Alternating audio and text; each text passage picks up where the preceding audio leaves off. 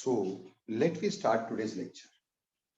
देखो बेटे, हमने पिछली बार जेल्दाल्स मेथड के बारे में पढ़ा था और उसके कुछ न्यूमेरिकल्स मैंने आपको बोला था कि करवाऊंगा, क्योंकि अगर न्यूमेरिकल नहीं होंगे तो आपको वो समझ में ही नहीं आएगा कि जेल्दाल्स मेथड का यूज कैसे होता है।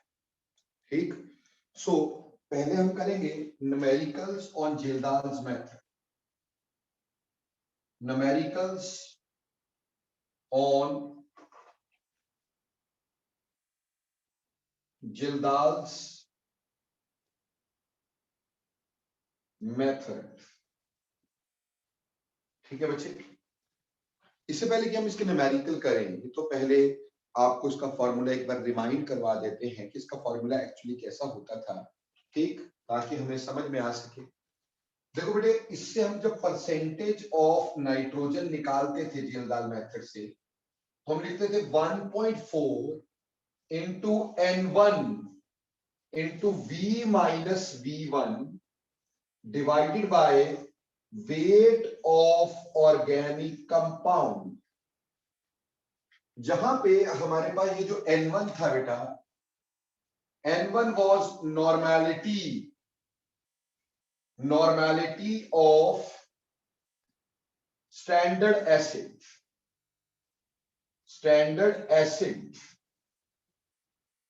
जो स्टैंडर्ड एसिड यूज करते थे जिससे हम अमोनिया को एब्जॉर्ब करते हैं, जिसमें हम अमोनिया को एब्जॉर्ब करते हैं, उसकी नॉर्मेलिटी होती है।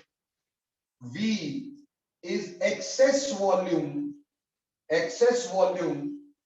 of standard acid to absorb ammonia।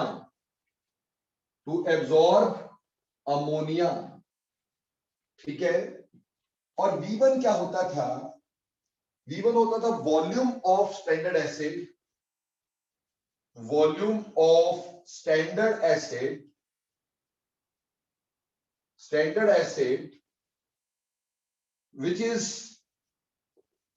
which is not acted upon by ammonia and is titrated with base।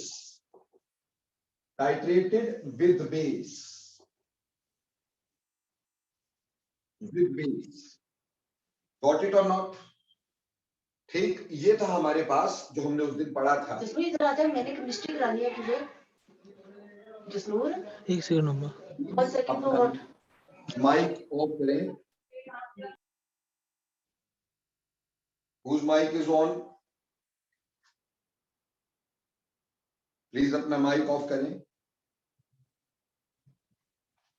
Okay, तो percentage of nitrogen is 1.4 into normality of acid into volume of acid, excess volume of standard acid which is used to absorb excess volume of standard acid used to absorb ammonia। और जो V1 था वो volume था जो ammonia ने use नहीं किया, जिसके लिए हमने बाद में बेस का यूज किया था। अब देखो बेटे, एक बात और समझते हैं कि बेसिकली हमारी एनसीईआरटी में मोलैरिटी से दिया गया है, ना कि नॉर्मेलिटी से। और हम ये जानते हैं कि नॉर्मेलिटी जो होती है वो मोलैरिटी इनटू बेसिसिटी होती है। बेसिसिटी का मतलब क्या होता है? Number of displaceable H positive. ठीक, क्लियर? तो इसको अगर मैं यहां पुट कर देता हूं तो this formula can also be written as 1.4 into molarity of standard acid into its basicity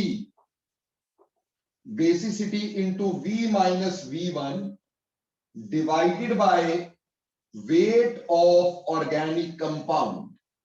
अगर मोलैरिटी दी गई हो तो बेटा मोलैरिटी यूज कर लो, बस उसको नॉर्मेलिटी में कन्वर्ट करने के लिए उसका बेसिसिटी को मल्टीप्लाई करना होगा। ठीक, और बाकी एज इट इज फॉर्मूला रहेगा। अब जब इसके न्यूमेरिकल करते हैं तो दो तरह के न्यूमेरिकल हमारे पास इसमें आते हैं।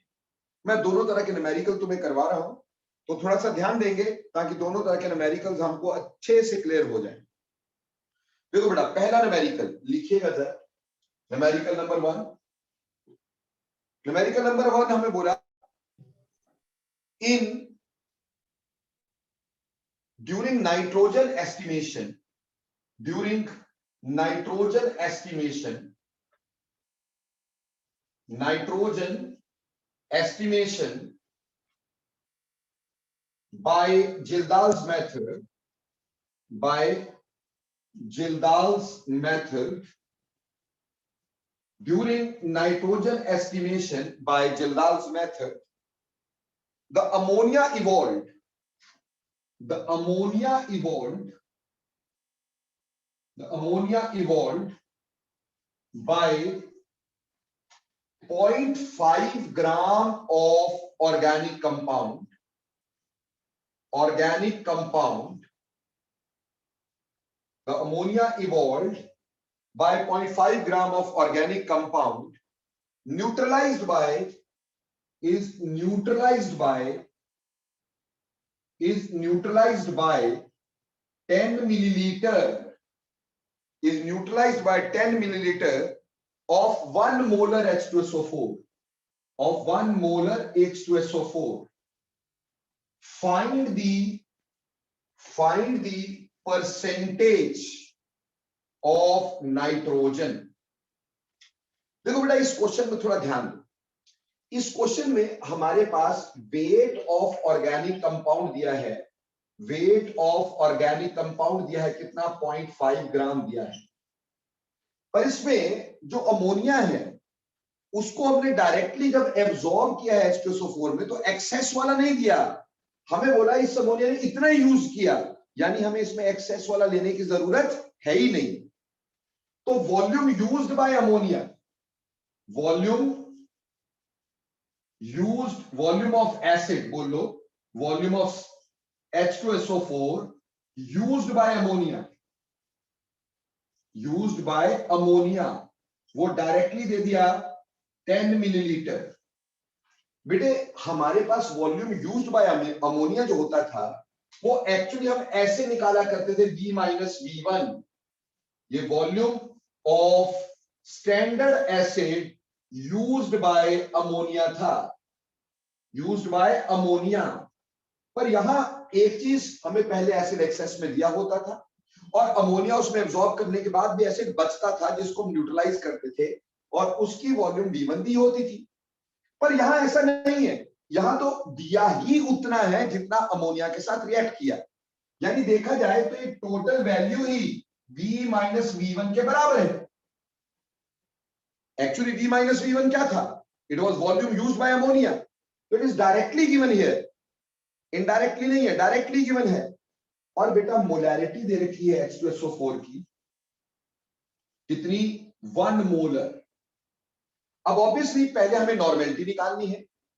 नॉर्मेलिटी जो होती है, नॉर्मेलिटी हमें पता है कि मोलैरिटी इनटू बेसिसिटी होती है। अब नॉर्मेलिटी आप किसकी निकाल रहे हो बच्चे, आप नॉर्मेलिटी निकाल रहे हैं H2SO4 की। सो नॉर्मेलिटी ऑफ H2SO4, इसकी मोलैरिटी है 1 और बेसिसिटी है 2, क्योंकि H2SO4 2H देता है, तो यहां पे बेटे 2 नॉर्मल आ गया। तो जो N1 है हमारे पास, N1 वो 2 नॉर्मल है। अब डायरेक्टली हमारे पास परसेंटेज ऑफ नाइट्रोजन का जो फॉर्मूला था वो था 1.4 into normality into V minus V1 divided by weight of organic compound. So was very very simple, 1.4, normality कितनी निकलाई बेटा हमारे पास 2, और V माइनस V1 डायरेक्टली दिया हुआ था 10 divide by weight of organic compound is 0.5। तो डायरेक्टली इसको यूज किया और डायरेक्टली इसका आंसर निकाल दिया। So answer comes out to be 56%। बोलो बेटा पहले तरह का क्वेश्चन समझ में आया कि नहीं आया, यस और नो? बहुत सिंपल। इसमें क्या है, हमारे पास डायरेक्टली वॉल्यूम ही वो दी H2SO4 की जो अमोनिया ने यूज की, हमें एक्सेस वाली दे ही नहीं रखी थी, तो इसमें डायरेक्टली हमने पुट कर दिया है बेटा। बेसिकली ये तो volume of standard acid used by ammonia था, वो डायरेक्टली दे रखा था, एक्सेस में नहीं दे रखा था बेटे, ठीक। तो ये डायरेक्ट फॉर्मूला में एप्लीकेशन करके पुट कर दिया। उम्मीद करता हूं पहला क्वेश्चन समझ में आया। जिसको नहीं आया यस वो नो करे फटाफट, और जिसको आ गया वो यस कर दे फटाफट।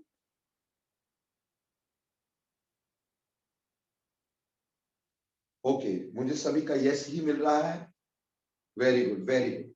अब एक दूसरा क्वेश्चन देखते हैं बेटे। Let we see another question. एक दूसरा क्वेश्चन, ये मिटा दो बच्चे। चलिए अब दूसरा क्वेश्चन देखिएगा Kjeldahl's method. Second question on Kjeldahl's method.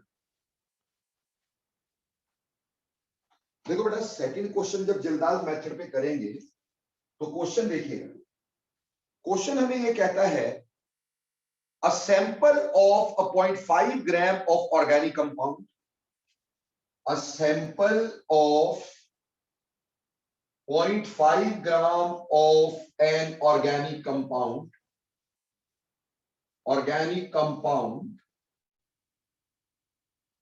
ठीक, इसमें वेट फिर से 0.5 ग्राम दिया है, was heated according to Jildal's method, was estimated कर लो, estimated by Jildal's method, Jildal's method। ठीक, अब हमें बोला है the ammonia evolved is absorbed in, the ammonia evolved is absorbed in 50 milliliter of 0.5 molar H2SO4, of 0.5 molar H2SO4। ठीक है जी। फिर कहा the residual acid requires, the residual acid requires, the residual acid requires 60 milliliter of 0.5 molar NaOH, 60 milliliter of 0.5 molar NaOH for neutralization।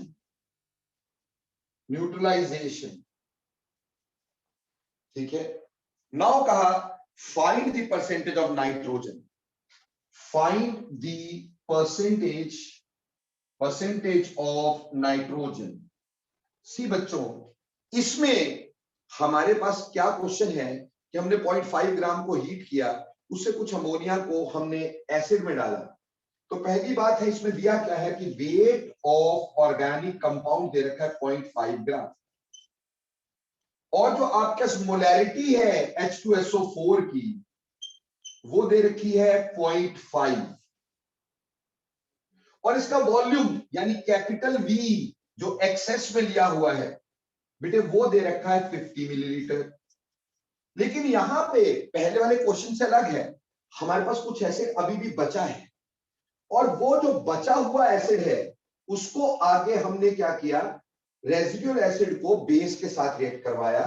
तो molarity of जो base NaOH हमें दे रखी है वो दे रखी है 0.5, और उसका वॉल्यूम ऑफ NaOH वो दे रखा है 60 मिलीलीटर, जो रेजिडुअल एसिड के लिए यूज हुआ। तो अब इस केस में हमें V दे रखा है, M दे रखा है, M से नॉर्मेलिटी तो निकल आएगी, लेकिन हमें यहां से निकालना होगा V1। क्या निकालना होगा? V1। समझ में आई बेटा बात? हमें यहां से V1 निकालना पड़ेगा। तो हमने यहां पे लिया, इसको हम M को N में कन्वर्ट कर देते, नॉर्मेलिटी में कन्वर्ट कर देते हैं। तो इसकी जो नॉर्मेलिटी होगी वो होगी मोलैरिटी इनटू एसिडिटी। बेटे बेस के लिए होती है एसिडिटी, एसिडिटी होती है नंबर ऑफ डिस्प्लेसेबल OH। कोई बेस कितने OH देता है, ये कितने OH देगा? 1। इसलिए इसकी नॉर्मेलिटी जो होगी वो 0.5 इंटू 1 दैट इज 0.5 ही होगी, और इसका वॉल्यूम 60 है।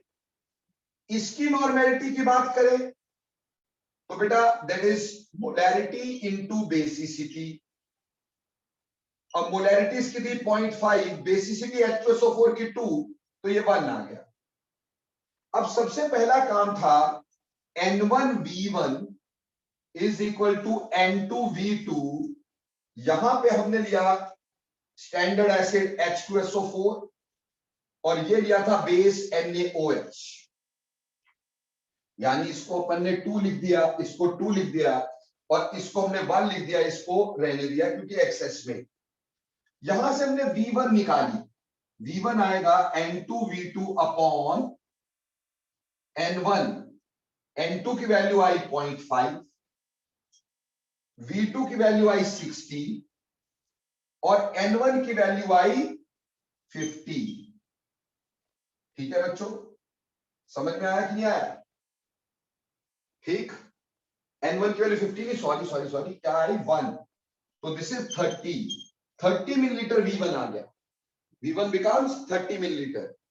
अब अपन सीधे फॉर्मूला लगा देंगे परसेंटेज ऑफ नाइट्रोजन का 1.4 into N1 that is normality of H2SO4 V minus V1 divided by weight of organic compound। तो परसेंटेज ऑफ नाइट्रोजन जो होगा वो होगा 1.4 इंटू नॉर्मेलिटी क्या है हमारे पास, व्हाट इज नॉर्मेलिटी? बेटे नॉर्मेलिटी यहां पे किसकी लेनी है? H2SO4 की, वो है 1। वॉल्यूम जो एक्सेस में ले रखा था वो कितना था 50, और जो वॉल्यूम V1 बेस ने यूज किया वो कितना था 30, और डिवाइडेड बाय क्या आ गया बेटा 0.5। Now you have to solve this and you will get answer 56% again here। So ये दूसरी तरह का क्वेश्चन है जिसमें एक्सेस ऑफ H2SO4 लेके चले, एक्सेस ऑफ स्टैंडर्ड एसिड लेके चले, और वो जो एक्सेस ऑफ स्टैंडर्ड एसिड है उसमें अमोनिया को एब्जॉर्ब किया, फिर कुछ बचा, और जो बचा बेटे उसको हमने आगे बेस के साथ टाइट्रेट किया। बोलो दोनों में फर्क भी समझ में आया क्वेश्चन में, और ये क्वेश्चन समझ में आया कि नहीं आया? यस और नो, क्विकली।